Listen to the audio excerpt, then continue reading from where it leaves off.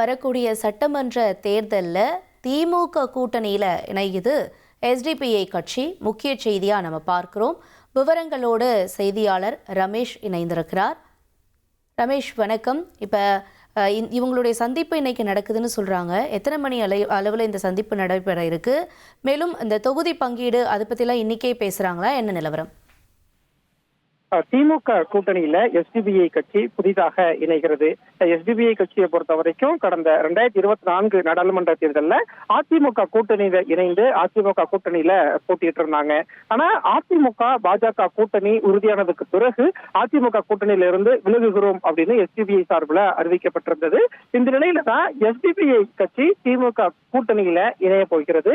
SDPI கட்சியின் மாநில தலைவர் நெல்லை முபாரக் உள்ளிட்ட முக்கியமான நிர்வாகிகள் இன்றைக்கு அண்ணா அறிவாலயம் வர இருக்கிறார்கள். முதலாவதாக திமுக கூட்டணிக்கு ஆதரவு தெரிவித்துவிட்டு அதற்கு அடுத்தபடியாக திமுகவின் தொகுதி பங்கீட்டு குழுவோடு பேச்சுவார்த்தை நடத்த இருக்கிறாங்க.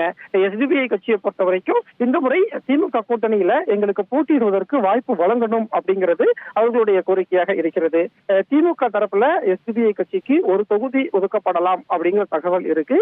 இன்றைக்கு பேச்சுவார்த்தைக்கு வந்ததற்கு பிறகே திமுக கூட்டணியில எஸ்டிபிஐ இணைவது உறுதி செய்யப்பட்ட பிறகு தொகுதி பங்கீடு பேச்சுவார்த்தை நடைபெறும். அதற்கப்புறம் திமுக கூட்டணியில எஸ்டிபிஐ கட்சிக்கு எத்தனை தொகுதிகள் ஒதுக்கப்படும் என்ற தகவல் எல்லாம் தெரிய வரும்.